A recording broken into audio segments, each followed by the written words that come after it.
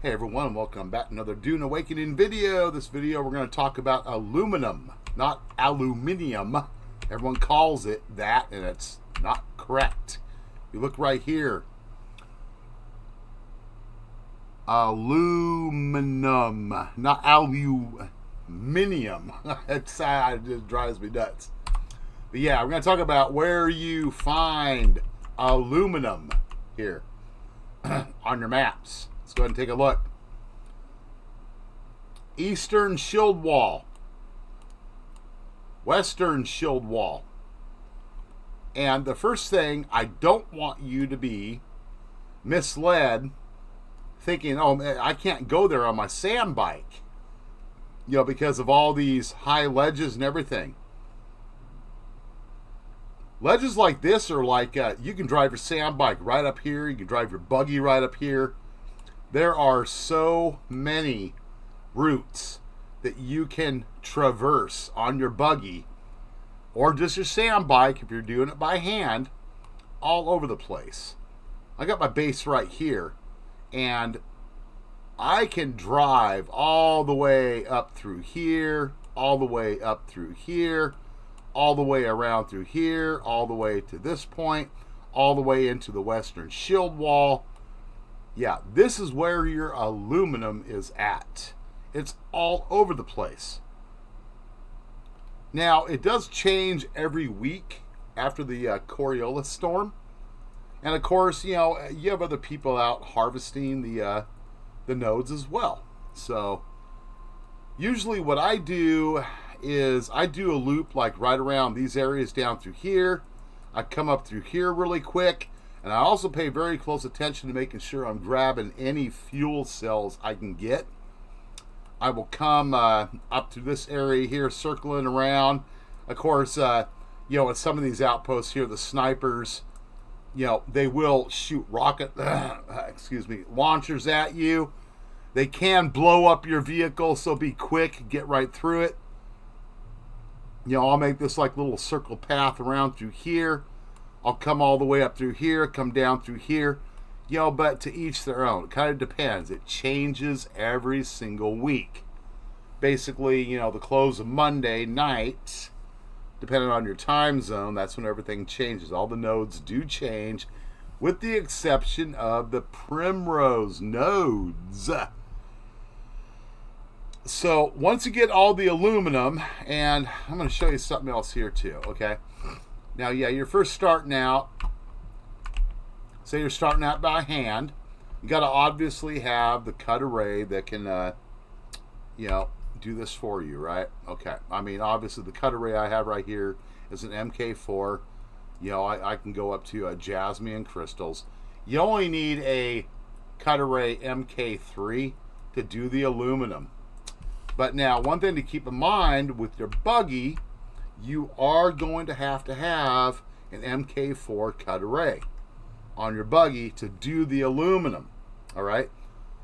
I've got the regular steel buggy, you know, the MK3, but I did do some upgrades just yesterday. I put an MK5 cut array on it, and I increased my storage on it to an MK5 storage as well. That way I can really get more bang for the buck. You know, the higher level your cut array, the more you're going to get as far as yield from each node. And that goes for the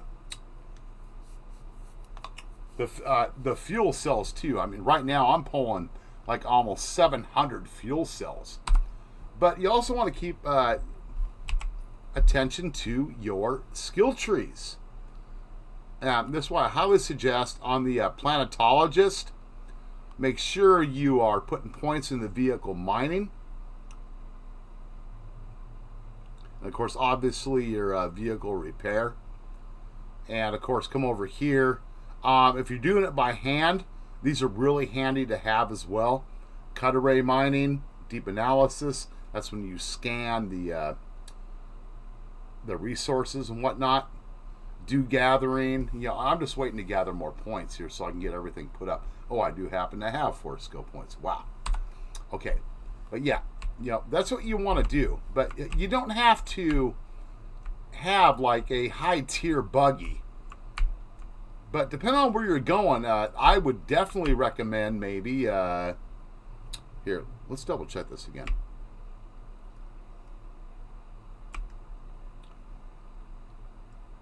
Buggy engine. Okay, yeah. You see, I was thinking about putting an actual increasing my buggy engine up as well, because it does give you a bit of a boost to your speed, which, if you're going back and forth over sand, especially, let's say, down in the radiation area of the map down here. Oh, down in Shoal. Yeah, you can pretty much get back and forth, but don't unnecessarily risk it. That's what I'm saying. So, but yeah, as far as aluminum goes, eastern shield wall, western shield wall.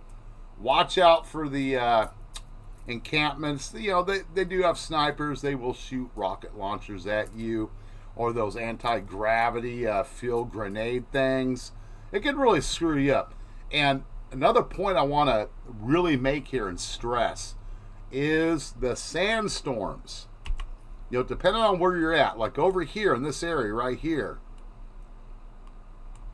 anytime I've been out mining and I've had a sandstorm alert, it is a 60-second alert. So you might want to go out and scout your route first.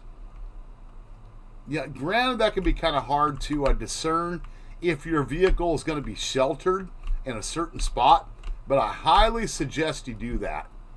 Become aware of your geographical surroundings and where you can quickly put your vehicle, to cover your butt. You can cover your own butt, like right here. Really simple. Have a tent, right? Not rocket science. So, but yeah, other than that, happy aluminum farming. And keep in mind, it's aluminum is one of the biggest resources. Granted, I know we have the jasmium crystals, the duraluminum, but you're talking 4 jasmium crystals per 1 aluminum to make duraluminum. So, I have yet to get down in that area. But yeah, other than that, aluminum is going to be something you're going to be actively having to deal with for a good period in the game. I don't really think there's going to be an actual moving on from aluminum. So you need to have a base, something set up, once again on the map. I'm in the eastern shield wall. A very nice location for me.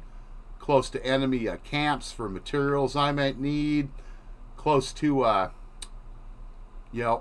actual outpost. I can come right over here to the Odom and grab the stuff that I need. But yeah, other than that, hope you all are doing safe. Keeping safe, I should say, out there in the Dune Awakening world. And happy aluminum farming. Peace.